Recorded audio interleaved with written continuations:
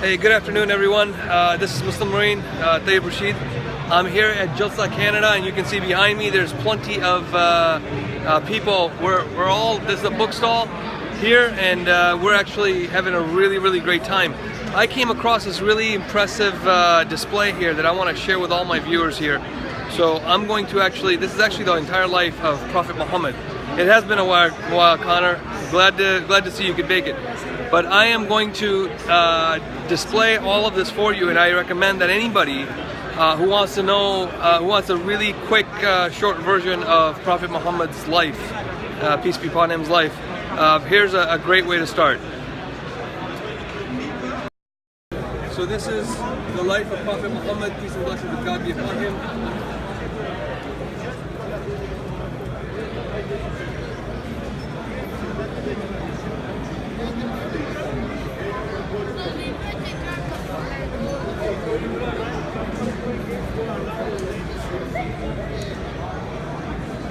I am at the convention for Jamaat Ahmadiyya Muslim communities in Canada, and so here you can see Prophet Muhammad, peace be upon him, was born on April 20th, 571 AD. So I can read, but you can also, I'm actually displaying it so that anybody who wants to look at this later can look at it and do their own research. So he was born in 571 AD. His father actually died even before his death, before his birth. His name was Abdullah. And when Prophet Muhammad was 6 years old, his mother also passed away. Her name was Amina. Then at the age of 8, after his mother's death, even his grandfather passed away. So at a very young age he was orphaned. And you can see that here is at the age of 12, after he passed away, he was taken in by his uncle. His name's Abu Talib.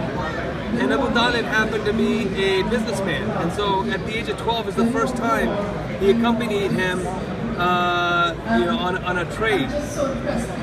At the age of 15, he went into a pact known as Hilf al-Fudul, where he dedicated himself to serving the helpless and the less fortunate. At the age of 25, he actually was given the job by his future wife, who was a wealthy businesswoman. Her name is Khadija. And she appointed him to take a few trips to Syria with some of the goods that she wanted to sell. And those expeditions were extremely profitable, after which she actually proposed marriage to him. She at the time was 40 years old, he was 25, and he accepted. And after that, he was blessed with many children, many of whom actually passed away in their infancy, including the birth of his first son, Qasim. He passed away while he was an infant. Then you can see at the age of 30, birth of his eldest daughter, Hazrat Zainab. At the age of 33, birth of his other daughter, Hazrat Ruqayya. At the age of 34, birth of his another daughter, Hazrat al-Kulthum. Then, when he was 35, birth of his daughter, Hazrat Fatima. Then there was the renovation of the Kaaba, which is the holy place of worship where all Muslims face. And then at the age of 40, he actually went to, he used to go to a cave of Hira, which was a few kilometers away from Mecca, to worship. And that is where the very first revelation of the Holy Quran was given to him. And it is now part of the 96th chapter of the Holy Quran, which is Bismillahir-Rahmanir-Rahim. Iqra bismi rabbika allazi khalaqa خلق الإنسان من علقة اقرأ وربك الأكرم الذي علم بالقلم علم الإنسان ما لم يعلم, which translates into recite in the name of your Lord who created man from an adhesive cloth. Recite, and your Lord is the noblest, who taught by the pen, taught man when he knew not. This is now part of chapter 96. Chapter 96, verses 2 through 6. The first revelation of the Holy Quran. And you can see Hazrat Khadija, his wife, was the first person to accept Islam, followed by his close and dear friend Hazrat Abu Bakr, who accepted Islam and required no proof other than the fact that he knew that the Holy Prophet Muhammad, peace and blessings of God be upon him, was a noble messenger of God. And all of this preaching was really in secret at that time, and then at the age of 43 is when he actually started preaching in public.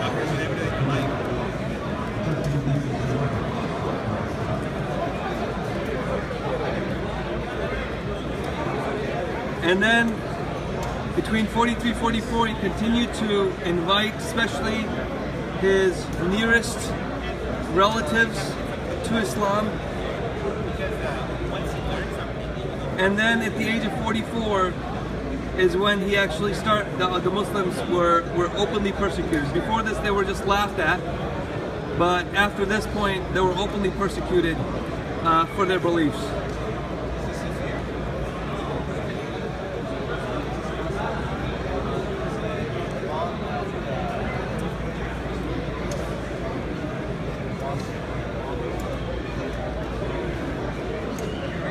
Again, for those of you who just want a quick version, Cliff Notes version of the Holy Prophet's life, I am broadcasting this for your benefit.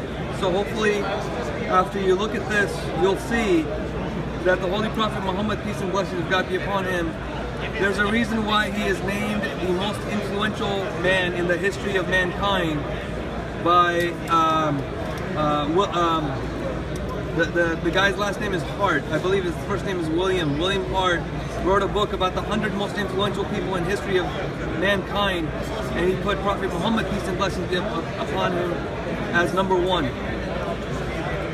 So at the age of 47 and 617 is when the Quraysh started boycotting the Muslims.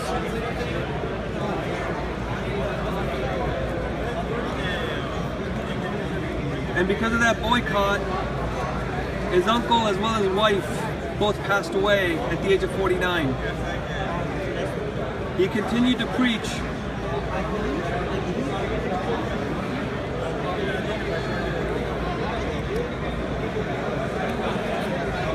Prophet Muhammad actually is the most influential man in the history of mankind.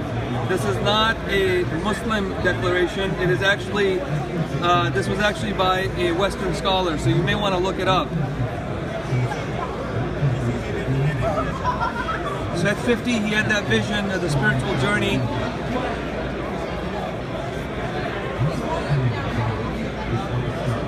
At 51, there were 12 individuals from Medina who arrived in Mecca for pilgrimage, and they pledged allegiance to him at that time. At the age of 52, after 13 years of persecution, the Muslims left Mecca. And again, 13 years of bitter persecution, not one Muslim ever retaliated. They all bore that persecution and the killing with patience. And during this time, Prophet Muhammad continued to gain followers.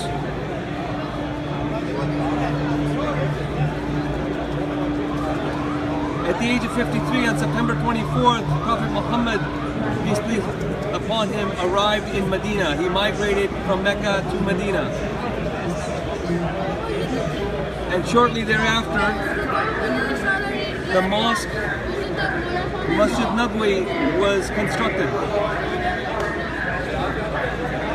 And the first call to prayer, the Adhan, was established.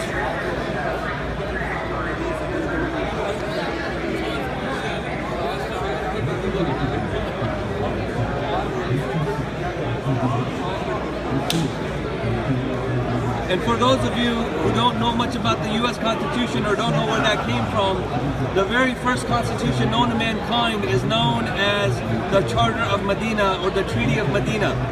And much of the US Constitution took its principles from the Treaty of Medina or the Charter of Medina. You may want to compare both of those and see how Islamic US Constitution actually is, because it's very much in line with the Treaty of Medina.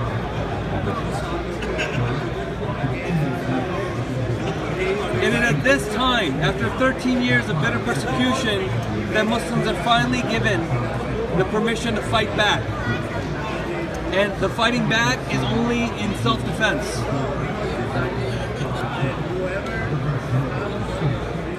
This is where the fasting starts. The first injection of fasting is given to Muslims. Shortly thereafter, the direction of the Qibla, which is the direction of prayer, had been facing Jerusalem at that time. Muslims had been facing Jerusalem, but now it is established that the direction of prayer will be the Kaaba, which is the house of God in Mecca. On March 14, 624, on March 14, 624 is the first battle. It's 313 Muslims versus an army of over 1,000 Meccans.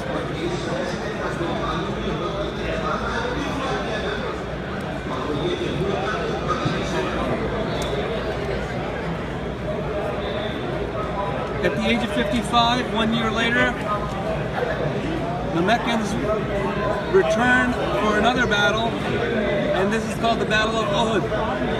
And then 2 years later is the Battle of the Ditch, which actually takes place on the outskirts of Medina.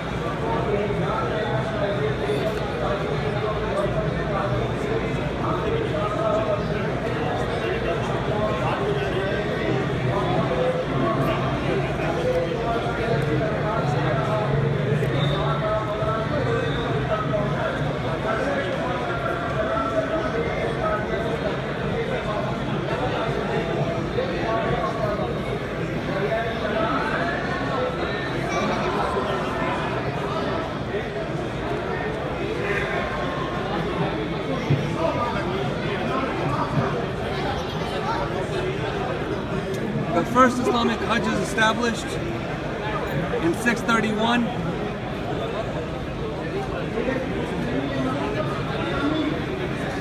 At the age of 62, this is the farewell pilgrimage. And the final verses of the Holy Quran are revealed.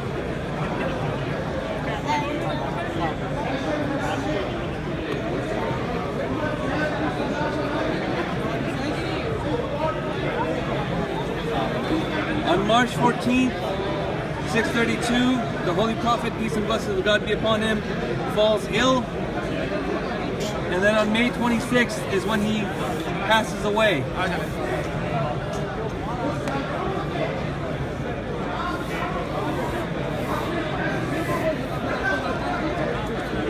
And this May 26th, the same day, is the establishment or the successorship of Khilafat is actually established.